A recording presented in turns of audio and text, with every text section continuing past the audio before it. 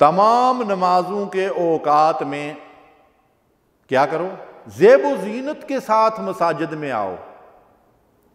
یہ اللہ سے ملاقات ہے تو اچھا لباس پہنو، پاکیزہ لباس پہنو، صاف ستھرا لباس پہنو، زیب و زینت والا لباس پہن کر اللہ سے ملاقات کے لیے آؤ۔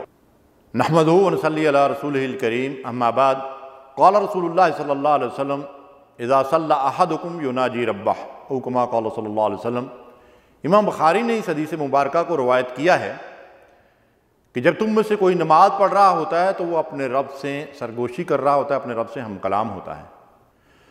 سیدنا حضرت علی رضی اللہ تعالیٰ عنہ فرماتے ہیں کہ جب میرا جی چاہتا ہے کہ اللہ سے ہم کلام ہوں، اللہ سے باتیں کروں، تو میں نماز پڑھنے لگتا ہوں، اور فرماتے ہیں کہ جب میرا جی چاہتا ہے کہ اللہ مجھ سے ہم کلام ہو تو میں قرآن کی تلاوت کرتا ہوں۔ سبحان اللہ، یہ اللہ سے ملاقات ہے۔ اسی لیے قرآن مجید میں اللہ تبارک و تعالیٰ نے ہمیں ایک حکم دیا ہے، مرد ہو یا عورت، فرمایا یا بنی آدم خذوا زینتکم عند کل مسجد، اے آدم کے بیٹو تمام نمازوں کے اوقات میں کیا کرو؟ زیب و زینت کے ساتھ مساجد میں آؤ۔ یہ اللہ سے ملاقات ہے تو اچھا لباس پہنو، پاکیزہ لباس پہنو، صاف ستھرا لباس پہنو، زیب و زینت والا لباس پہن کر اللہ سے ملاقات کے لیے آؤ۔ تو یہ نماز اللہ تعالیٰ سے ملاقات ہے۔ روزانہ 5 وقت اللہ کی طرف سے مساجد کے اندر اللہ کی کبریائی کا اعلان کیا جاتا ہے، اذان کی صدا بلند ہوتی ہے، اور یہ دعوت ہوتی ہے مرد اور خواتون کے لیے، تمام مردوں اور خواتین کے لیے، تمام بچوں اور بوڑھوں کے لیے، کہ اللہ سے ملاقات کا وقت آ گیا ہے۔ ہم اللہ سے اس ملاقات کا آغاز کیسے کرتے ہیں؟ ہر مرد اور عورت اللہ اکبر کر کے اپنے ہاتھوں کو کندھوں تک یا کانوں تک اٹھاتے ہیں۔ اللہ اکبر۔ اللہ کے سامنے جب آدمی ہاتھ اٹھاتا ہے تو وہ اپنے دنیا کے تمام معاملات سے اللہ کے حق میں دستبردار ہو گیا ہے، اس نے اللہ کی بڑائی کو تسلیم کر لیا ہے۔ بادشاہ، حاکم، فرمان روا، آقا اللہ ہے، اور میں اس کے سامنے سرنڈر کر رہا ہوں، اس کی اطاعت و فرمان برداری کا آغاز کر رہا ہوں۔ اب یہ مکالمہ شروع ہو رہا ہے۔ سبحان اللہ۔ اللہ کے نبی صلی اللہ علیہ وسلم ارشاد فرماتے ہیں، حدیث قدسی ہے کہ اللہ تعالیٰ ارشاد فرماتے ہیں قسمت الصلاۃ بینی و بین عبدی نصفین، میں نے نماز کو اپنے اور بندے کے درمیان 2 برابر حصوں میں تقسیم کر دیا ہے۔ کون فرما رہا ہے؟ اللہ فرما رہا ہے۔ نصف لی و نصف لعبدی ولعبدی ما سأل، نصف میرے لیے ہے اور نصف میرے بندے کے لیے ہے، اور میرا بندہ مجھ سے جو مانگتا ہے میں اس کو دیتا ہوں۔ اب یہ مکالمہ شروع ہو گیا۔ یہاں اللہ تعالیٰ نے فرمایا تھا قسمت الصلاۃ بینی و بین عبدی، میں نے تقسیم کر دیا نماز کو اپنے اور بندے کے درمیان، اور اس کے بعد نبی کریم صلی اللہ علیہ وسلم نے سورہ فاتحہ کا ذکر فرمایا۔ اس لیے اس سے یہ بات ظاہر ہوتی ہے کہ اللہ کے نزدیک سورہ فاتحہ کا مقام کیا ہے، کہ سورہ فاتحہ ہی کو اللہ تعالیٰ نے نماز قرار دیا ہے۔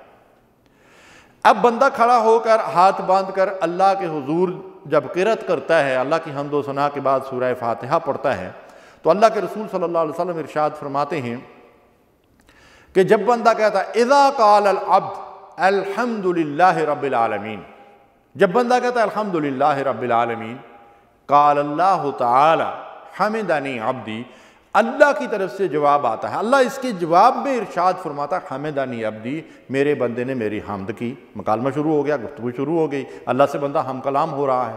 اللہ ایک ایک آیت کے اوپر جواباً ارشاد فرما رہے ہیں۔ بندہ کہتا ہے الرحمن الرحیم، اللہ تعالیٰ ارشاد فرماتے ہیں اثنا علی عبدی، میرے بندے نے میری تعریف بیان کی۔ بندہ کہتا ہے مالک یوم الدین، اللہ ارشاد فرماتے ہیں مجدنی عبدی، میرے بندے نے میری بزرگی اور میری شان بیان کی۔ بندہ کہتا ہے ایاک نعبد و ایاک نستعین، اللہ تعالیٰ ارشاد فرماتے ہیں ھذا ما بینی و بین عبدی، یہ ہے عہد میرے اور میرے بندے کے درمیان۔ بندہ کہتا ہے کہ ہم صرف تیری عبادت کرتے ہیں، صرف تجھ سے استعانت چاہتے ہیں، تو اللہ فرماتا ہے یہ میرے اور بندے کے درمیان عہد ہے۔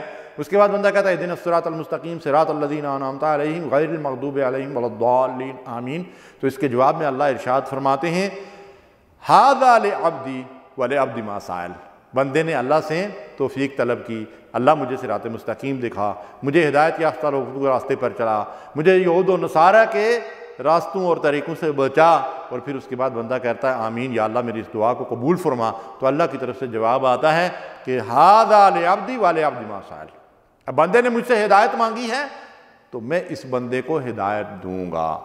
یہ ہے بندے اور رب کے درمیان مکالمہ، یہ ہے بندے اور رب کے درمیان ملاقات۔ کیا ہمیں اس کا شعور اور ادراک ہوتا ہے اپنی نمازوں میں کہ میں اپنے رب کے سامنے کھڑا ہوں، اس سے ملاقات ہو رہی ہے، اس سے گفتگو ہو رہی ہے؟ اذا صلی احدکم یناجی ربہ، جب تم سے میں سے کوئی نماز پڑھا، بخاری کی روایت، تو وہ اپنے رب سے ہم کلام ہوتا ہے، اپنے رب سے سرگوشیاں کر رہا ہوتا ہے۔ اس لیے نماز پڑھنے کے حوالے سے قرآن اور حدیث میں یہ رہنمائی آئی ہے کہ تم اس طرح نماز ادا کرو کہ نہ تو بہت بلند آواز سے، یعنی انفرادی نماز کے اندر، اور نہ بہت ہی آہستہ۔ بعض لوگ نماز میں کھڑے ہوتے ہیں، دونوں اونٹ جو ہے وہ جوڑ کر رکھے ہوتے ہیں، اونٹ بھی نہیں ہلاتے، زبان بھی نہیں ہلاتے، دانتوں کو بھی حرکت نہیں دیتے، منہ کو بھی حرکت نہیں دیتے، وہ نماز نہیں پڑھ رہے ہیں، وہ محض سوچ رہے ہیں۔ نماز پڑھنے کے لیے پورے منہ کو حرکت دینا اور الفاظ کو اپنے حروف کو اپنے مخارج سے نکالنا اور صحیح طریقے سے ان کی ادائیگی، اور اتنی آواز ہو کہ نہ تو زیادہ بلند ہو اور نہ ساتھ والا جو ہے وہ اس کے لیے کوئی کسی قسم کی جو ہے ڈسٹربنس ہو، تو اس کو جو ہے وہ تھوڑی مطلب یہ ہے کہ اونچی آواز سے پڑھنا چاہیے۔ اب آپ دیکھیں کہ اس نماز کے اندر اللہ تبارک و تعالیٰ کی کبریائی کا اعلان بندہ بار بار کرتا ہے، اللہ اکبر اللہ اکبر، رکوع میں جانے کے لیے اور اس میں سجدے میں جانے کے لیے اور اٹھنے کے لیے اللہ اکبر۔ اللہ سب سے بڑا ہے، گویا کہ بار بار بندہ اللہ کے سامنے اپنی عاجزی، اپنی فقیری اور اپنی خاکساری کا جو ہے وہ اعتراف کرتا ہے، اور اس رب کی عظمت اور کمال کا بار بار اظہار کر رہا ہے کہ بڑائی، بزرگی، عزت، جلال، جمال، سارے کمال اللہ رب العالمین کے لیے ہیں، اور میں اس رب کا بندہ ہوں، عاجز انسان ہوں، غلام ہوں۔ ہاتھ باندھ کر کھڑا ہوتا ہے غلاموں کی طرح، جھک جاتا ہے اللہ کے سامنے، اور پھر اپنی پیشانی اور ناک کو زمین پر رکھ کر عاجزی اور انکساری کی جو مکمل صورت ہے، اس کے حالت میں وہ اپنے رب کے سامنے سربہ سجود ہو جاتا ہے۔ یہ رکوع اور سجود کیا ہے؟ اس رکوع اور سجدے کے اندر بندہ کیا کہتا ہے؟ سبحان ربی العظیم، سبحان ربی العالی، سبحان ربی۔ ہر بندہ یہ کہتا ہے پاک ہے میرا رب، میرا رب۔ یہ کیا کیفیت ہوتی ہے؟ بندہ سجدے کی حالت میں کہاں ہوتا ہے؟ اقرب ما یکون العبد من ربہ وہو ساجد، بندہ سجدے کی حالت میں اپنے رب کے سب سے زیادہ قریب ہوتا ہے۔ اللہ اکبر۔ سجدہ کیا ہے؟ واسجد واقترب، سجدہ کر اور اپنے رب کے قریب ہو جا۔ تو سجدے کی حالت میں بندہ اپنے رب کے سب سے زیادہ قریب ہے، تو اللہ کے رسول صلی اللہ علیہ وسلم نے فرمایا فَأَكْثِرُوا مِنَ الدُّعَاء، تو سجدے کی حالت میں اب تم رب کے قریب آ گئے ہو نا، تو اس سے خوب مانگو، خوب دعائیں کرو، اور دعاؤں کی قبولیت کا سب سے افضل مقام اور موقع ہے سجدے کی حالت میں، بالخصوص نوافل کے اندر جو ہے، اور رات کو تہجد کی نماز کے اندر اللہ کے رسول صلی اللہ علیہ وسلم طویل سجدے کیا کرتے تھے، اور کافی دیر تک اللہ تبارک و تعالیٰ سے مناجات اور دعائیں کیا کرتے تھے، کہ یہ اجابت کا اور قبولیت کا خاص موقع ہے۔ ہمیں بھی چاہیے کہ اپنے نمازوں کے اندر طویل رکوع اور سجود میں، جیسا کہ رمضان میں ہوتا ہے، اس طریقے سے ہم خوب اللہ تبارک و تعالیٰ سے جو ہے وہ دعائیں کریں، کہ یہ خاص دعا کی قبولیت کا موقع ہوتا ہے۔ جب بندہ یہ کہتا ہے سبحان ربی، پاک ہے میرا رب، تو دراصل وہ رب کے جب بالکل قریب ہوتا ہے تو اس کی کیفیت بالکل وہ ہوتی ہے جو معصوم سے چھوٹے بچے ہوتے ہیں، تو وہ اپنی ماں یا باپ کی گود میں جا کے اس سے لپٹ جاتے ہیں، تو پھر وہ کہتے ہیں کہ میری ماں، میرے باپ، میرے ابو، میری امی، اور پھر وہ مطلب یہ ہے کہ اگر کوئی بڑا قریب آتا ہے نا تو اس بڑے کو دور ہٹاتے ہیں، کہتے ہیں نہیں امی میری ہے۔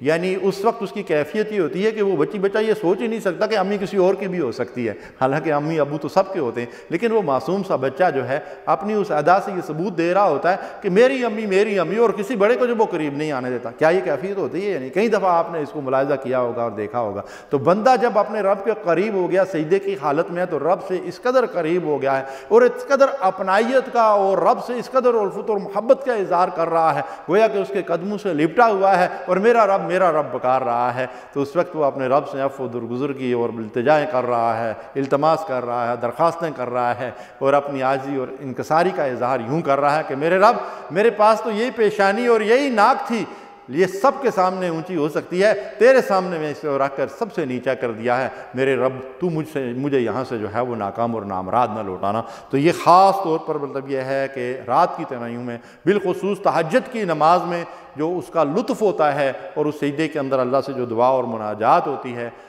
اس کو بیان نہیں کیا جا سکتا، اس کو محسوس ہی کیا جا سکتا۔ وَبِالْأَسْحَارِ هُمْ يَسْتَغْفِرُونَ، اور سحری کے وقت اللہ سے استغفار کرنے والے۔ تَتَجَافَى جُنُوبُهُمْ عَنِ الْمَضَاجِعِ، اور جن کے بستروں سے پہلو جو ہے الگ ہوتے ہیں اور راتوں کو اٹھ کر وہ اللہ سے گریہ وزاری کرتے ہیں اور اس سے دعائیں اور التجائیں کرتے ہیں۔ تو ناظرین کرام، سامعین محترم، یہ نماز اللہ تبارک و تعالیٰ سے ملاقات ہے۔ ہمیں چاہیے کہ نماز کو مگر عادت کے طور پر نہیں بلکہ عبادت کے طور پر، شعوری طور پر ادا کریں اور دل کی حضوری کے ساتھ نماز ادا کریں اور اللہ سے ملاقات کریں۔ اللہ کرے یہ نماز ہمیں فی الواقع اللہ سے حقیقی ملاقات کا ذریعہ بن جائے۔ اللہم صلی علی سیدنا محمد وعلی آلہ وصحبہ وسلم۔